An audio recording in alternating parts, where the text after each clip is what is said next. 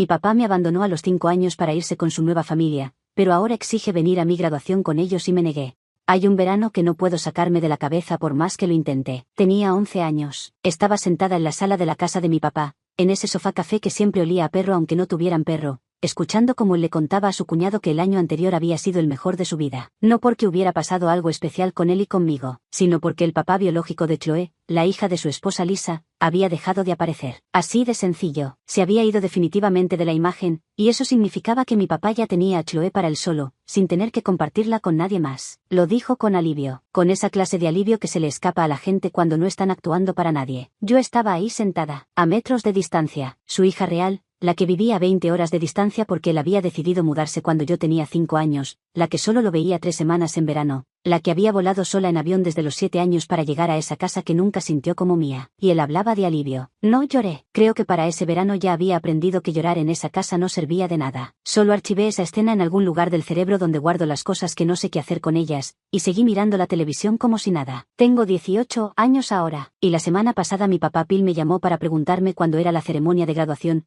porque él y Lisa necesitaban pedir días en el trabajo y reservar los vuelos con tiempo. Me dijo que tenían que organizarse, que eran varias personas viajando y que no podían hacerlo a último momento. Le dije que no iba a darle esa información, que no lo quería ahí. Esto es lo que pasó. Cuando mi papá conoció a Lisa yo tenía 5 años. Ella estaba en nuestra ciudad por un par de meses, con Chloe, que tenía 2 años en ese entonces. En esos 2 meses, mi papá decidió que no podía vivir sin ellas. Así que cuando Lisa se volvió a su casa, él empacó y se fue con ella. 20 horas de distancia. No porque lo trasladaran al trabajo, no porque tuviera familia allá, sino porque llevaba 2 meses con una mujer y había decidido que eso era suficiente razón para dejar a su hija de 5 años atrás. Mi mamá Sally fue quien tuvo que sentarse conmigo a explicarme que papá se había mudado, que eso no significaba que no me quisiera, que a veces las cosas cambian. Yo tenía 5 años y aún así recuerdo haber pensado que algo en esa explicación no cerraba. ¿Por qué si me quería?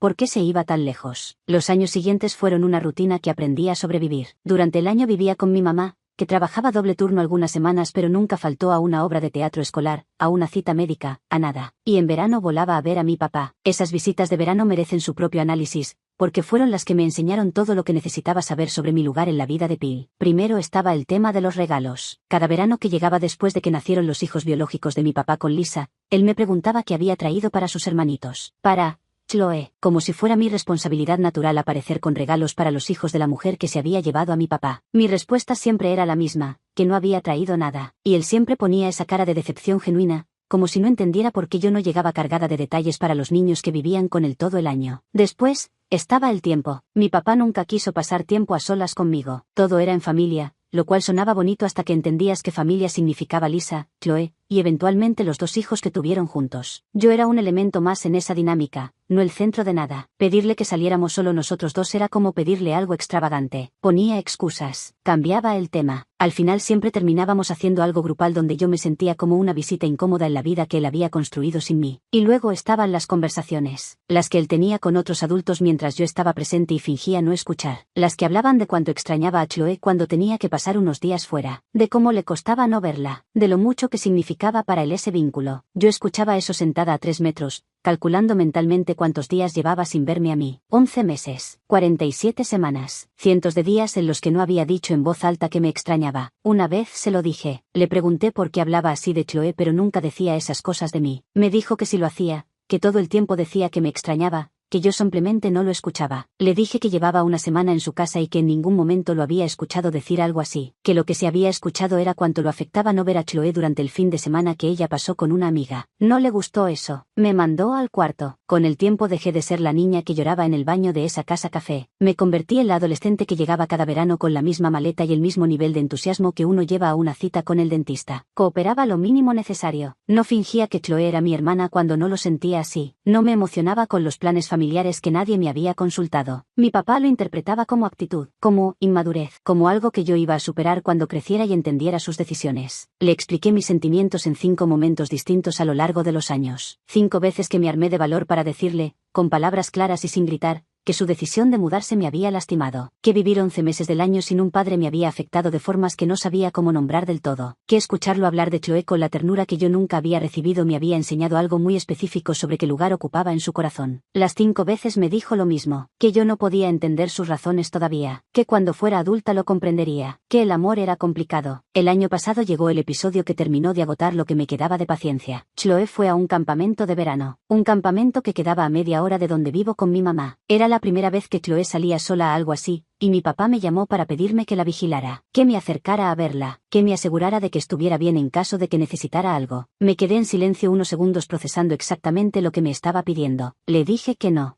le pediría nada relacionado con Chloe, que no era mi hermana y no era mi responsabilidad, y que no tenía ninguna obligación con ella ni con nadie de esa familia. Eso lo hizo enojar de una forma que 13 años de conversaciones sobre mi dolor nunca habían logrado. Dijo que estaba siendo egoísta, cruel, que Chloe me veía como una hermana mayor y yo la estaba rechazando. Entonces metió a Lisa en la llamada. Lisa, que nunca en 13 años había reconocido que quizás no había sido ideal que mi papá dejara a su hija de 5 años para irse con ella, me llamó para gritarme. Me dijo que era horrible, que qué pasaría si Chloe tenía una emergencia y yo era la única persona cercana, que cómo podía negarme a ayudar. Le dije que para eso estaban los consejeros del campamento, que le estaban pagando exactamente para eso. Colgué y bloqueé el número de Lisa sin pensarlo 2 veces. Ese fue el primer verano en 13 años que no fui a visitarlos. No hice ningún anuncio, no mandé un mensaje explicando mi decisión, simplemente no fui. Y lo más revelador de todo fue que mi papá nunca preguntó por qué, nunca llamó a decir que me extrañaba, nunca mandó un mensaje preguntando si estaba bien o qué había pasado. Dejó que pasara el verano entero en silencio. No hablé con él desde septiembre, 8 meses completos sin contacto. Hasta la semana pasada, cuando llamó con toda la naturalidad del mundo para coordinar sus planes de viaje para mi graduación. Hay algo particularmente agotador en que alguien que no preguntó una sola vez cómo estabas durante 8 meses llame de repente a pedirte que organices tu agenda alrededor de sus planes de vuelo. Le dije que no iba a darle la información, que no lo quería en mi graduación, que si tanto quería vivir el momento de ver a un hijo graduarse, que esperara un par de años y lo hiciera en la graduación de Chloe, con la familia que eligió. Me dijo que dejara de ser una niña inmadura, que fuera seria por primera vez. Le dije que hablaba completamente en serio, que no le creía nada de lo que decía sobre amarme o sobre no haberme abandonado, que esas eran solo palabras, y que sus acciones durante 13 años habían sido más claras que cualquier palabra que pudiera decir ahora. Terminé la llamada. Lo que vino después es la razón por la que estoy escribiendo esto aquí. Mi papá empezó a llamar a mi mamá Sally, una y otra vez, tratando de sacarle información sobre la fecha y el lugar de la ceremonia. Mi mamá me preguntó qué quería que hiciera. Le dije que no le dijera nada, que yo no quería que él supiera esos detalles. Él le dijo que quería arreglar las cosas conmigo, que le pidiera que me convenciera de volar a verlo antes de la graduación para hablar en persona. Lo llamé yo, no porque quisiera convencerme de nada, sino porque quería dejar algo claro de una vez. Le dije que si realmente hablaba en serio sobre arreglar las cosas, que volara él a verme, solo, sin Lisa como respaldo emocional, sin Chloe de acompañante, sin nadie más de esa familia que, con todo el respeto del mundo, no tiene nada que ver con la conversación que él y yo necesitamos tener. Le dije que viniera y que intentáramos hablar de verdad sobre 13 años de daño acumulado, si eso era siquiera posible. Intentó decir que las cosas eran más complicadas de lo que yo entendía, que el amor de pareja era difícil de explicar. Le dije que me había dejado por una mujer que conocía desde hacía menos de 2 meses, que había priorizado esa relación sobre su hija de 5 años, que eso no necesitaba explicación complicada, que era bastante simple en realidad. Se quedó callado, porque era verdad y los dos lo sabíamos. Después de esa llamada,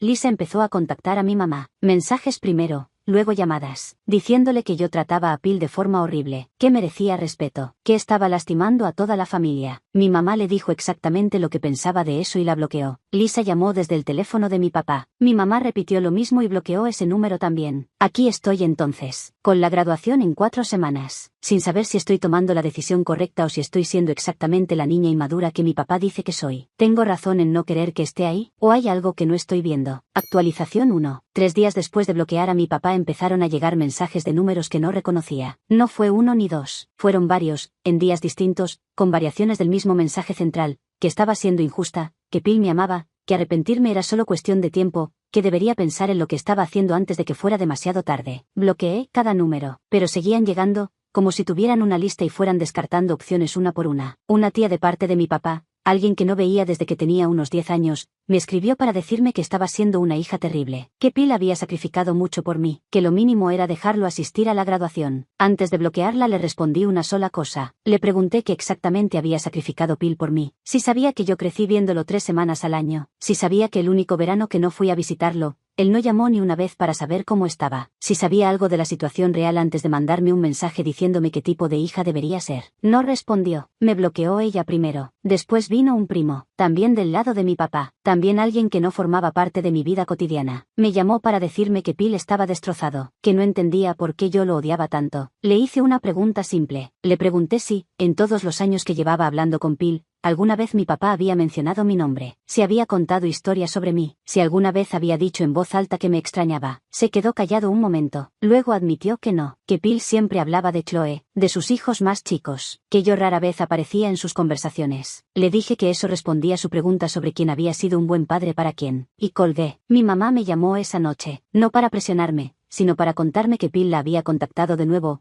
esta vez desde un número diferente. Le volvió a pedir que me convenciera de volar a verlo. Le volvió a decir que quería arreglar las cosas. Mi mamá le dijo que si quería hablar con su hija, que la llamara directamente, que ella no iba a ser intermediaria de nada. Y cortó. Lo que me resulta difícil de procesar no es la presión en sí misma. Es el patrón. 13 años de silencio relativo, de veranos donde yo tenía que esforzarme para conseguir tiempo a solas con él, de conversaciones donde mis sentimientos eran descartados como inmadurez, y ahora de repente hay una movilización entera de personas contactándome para decirme que lo estoy tratando mal. Ninguna de esas personas me llamó cuando tenía 8 años y llegué de visita con una maleta y las ganas de que mi papá me mirara como miraba a Chloe. Ninguna de esas personas me llamó el verano que no fui y él no preguntó por qué. Pero ahora que hay una graduación de por medio y yo no quiero que esté ahí, de repente todo el mundo tiene una opinión sobre mis obligaciones filiales. ¿Creen que esa conversación con Phil tiene algún sentido todavía? ¿O hay un punto donde el daño es demasiado y ya no hay nada que reconstruir? Actualización 2. Ayer recibí un email de Phil. No sé cómo consiguió que llegara, porque había bloqueado su número y cambiado el mío. Supongo que siempre queda un canal que no pensaste en cerrar. El email era largo, varias páginas. Decía que mudarse había sido la decisión más difícil de su vida, que había amado a Lisa de una forma que no podía ignorar, que esperaba que algún día yo entendiera ese tipo de amor. Decía que siempre me había pensado, que nunca me había reemplazado, que Chloe jamás fue un sustituto de mí, que podía amar a las dos al mismo tiempo. Decía que entendía que estaba enojada, que tenía todo el derecho, pero que esperaba que pudiéramos hablar antes de la graduación, que no quería perderse más momentos importantes de mi vida. Lo leí completo, 2 veces, y luego cerré el correo sin responder. Se lo mostré a mi mamá esa noche. Lo leyó en silencio. Cuando terminó me preguntó cómo me sentía. Le dije la verdad, que no sentía nada en particular, que las palabras estaban bien construidas, que sonaban sinceras, pero que no cambiaban ningún hecho concreto de los últimos 13 años, que un email no deshacía los veranos donde yo escuchaba cuánto extrañaba a Chloe mientras yo estaba sentada a 3 metros de distancia, que las palabras son fáciles de escribir cuando uno tiene tiempo de revisarlas antes de enviarlas. Mi mamá me abrazó. No dijo que estaba orgullosa de mí en plan discurso motivacional, solo dijo que ella estaba ahí,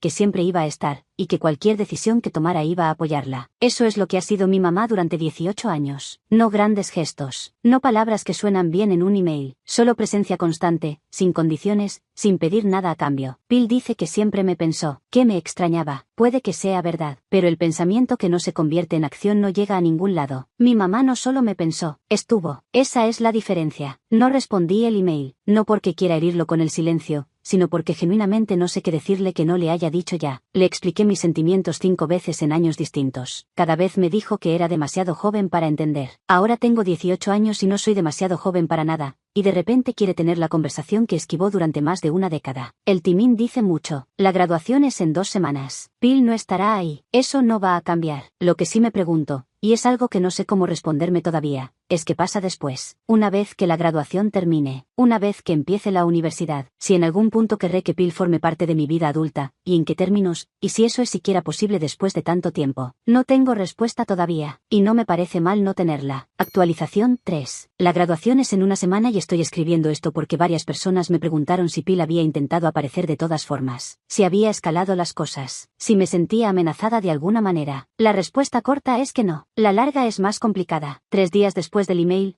Phil me llamó desde un número nuevo, uno que no tenía bloqueado. Contesté sin mirar quién era. Cuando escuché su voz, mi primer instinto fue colgar. No lo hice. Todavía no sé exactamente por qué. Le dije que tenía 3 minutos, que dijera lo que tenía que decir. Phil dijo que había sido egoísta, que había puesto su felicidad por encima de lo que yo necesitaba, que si pudiera regresar el tiempo haría las cosas de otra forma. Le pregunté qué haría diferente exactamente, si no se hubiera mudado. si me hubiera elegido a mí sobre Lisa y Chloe. Se quedó callado. Fue un silencio largo. Luego dijo que no podía imaginar su vida sin Lisa, sin sus hijos, que todos eran importantes para él. Le dije que esa era la respuesta que necesitaba escuchar. No porque me satisficiera, sino porque era honesta, porque incluso en este momento, con toda la distancia y el daño acumulado, seguía sin poder decir que me hubiera elegido a mí, seguía sin poder decir que yo hubiera sido suficiente razón para quedarse. Eso no es un insulto, es solo la verdad de lo que pasó y de lo que sigue siendo. Le dije que el amor se demuestra con decisiones, y que las suyas habían sido muy claras por 13 años. Colgué, bloqueé el número nuevo, y me quedé sentada en silencio un rato largo. No lloré, no porque sea fuerte o porque no me afecte, sino porque creo que ya lloré todo lo que tenía que llorar por esto hace años, en distintos veranos, en distintos cuartos de esa casa donde nunca me sentí del todo bienvenida. Lo que quedó después de tanto tiempo no es dolor agudo, es algo más parecido a la claridad. Mi mamá me encontró así, sentada, cuando llegó del trabajo. Me preguntó qué había pasado. Le conté la llamada. Me dijo que lo sentía, no de la forma en que la gente dice lo siento para cerrar una conversación incómoda, sino de verdad. Me dijo que lo sentía porque yo me merecía un padre que hubiera estado ahí, y que no era justo que eso no hubiera pasado. Algunas personas en los comentarios me han preguntado si creo que algún día podré tener una relación con Phil, si me arrepiento de cómo han ido las cosas. La verdad es que no sé si quiero una relación con él en el futuro. Tengo 18 años y me estoy graduando y empezando la universidad, y esa pregunta puede esperar. Lo que sí sé es que si alguna vez existe algún tipo de relación entre nosotros, va a ser porque yo decidí que la quiero, no porque cedí ante la presión de su familia, no porque me sentí obligada por el peso de la palabra papá. ¿Creen que hay un punto donde vale la pena intentar reconstruir algo con un padre ausente, o hay daños que simplemente no se reparan? Actualización 4. La graduación fue hace 4 días. Phil no vino, respetó la decisión, o al menos no apareció sin invitación, que al final es lo mismo. El día empezó temprano. Mi mamá se despertó antes que yo. Cuando bajé a la cocina ya tenía el desayuno listo,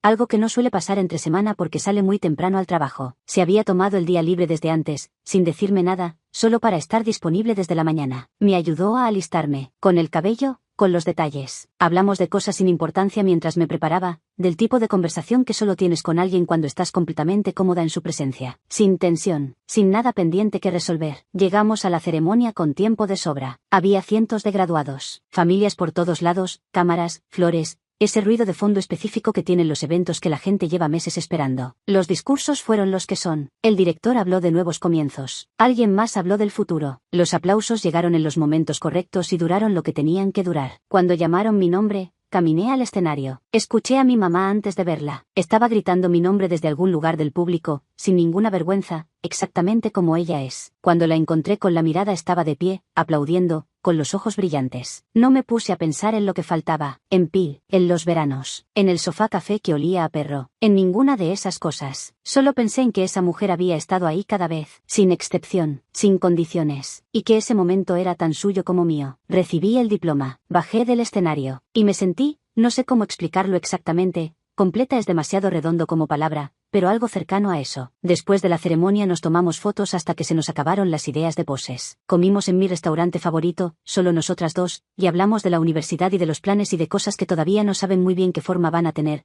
que es exactamente el tipo de conversación que me gusta tener. Cuando llegamos a casa había un paquete en la puerta, de Phil. Adentro había una laptop, nueva, buena, exactamente lo que voy a necesitar para la universidad. La tarjeta decía que estaba orgulloso, que deseaba haber estado ahí, que me amaba. Mi mamá me preguntó qué iba a hacer con ella. Me la quedé, no porque perdoné algo ni porque eso cambia algo, sino porque la voy a necesitar y no tiene sentido rechazar algo útil solo para hacer un punto que ya está hecho. No le mandé un mensaje de agradecimiento, no lo llamé, no hice ningún gesto en su dirección. Aceptar un regalo no obliga a nada más. Varios me han dicho que fui dura, que Phil intentó, que la laptop demuestra que piensa en mí. Puede ser, pero una laptop comprada con culpa no reemplaza 13 años de veranos donde yo tenía que esforzarme para conseguir una hora sola con mi propio padre. Las cosas no funcionan así, o al menos yo no funciono así. Mi graduación fue perfecta. No perfecta en el sentido de que todo salió exactamente como en una película. Perfecta en el sentido de que fue real, que la persona que estuvo ahí era la persona que siempre ha estado, que no tuve que fingir nada ni actuar como si una herida que llevo cargando desde los 5 años no existiera. Eso es suficiente. Para mí, en este momento, eso es más que suficiente. No sé qué pasa con Phil a partir de ahora. No sé si algún día tendremos la conversación que él sigue buscando. No sé si eso es algo que quiero o algo que simplemente va a seguir posponiéndose indefinidamente hasta que ya no parezca urgente para ninguno de los dos. Lo que sí sé es esto. Me estoy yendo a la universidad en 2 meses. Voy a construir una vida donde yo decido quién está en ella y con qué frecuencia y bajo qué términos. Una vida donde nadie tiene acceso automático a mis momentos importantes solo por llevar un título específico. Bill tomó sus decisiones cuando yo tenía 5 años. Construyó su vida y está viviendo en ella. Yo también estoy construyendo la mía. Y eso, después de todo, es exactamente lo que se supone que debe pasar.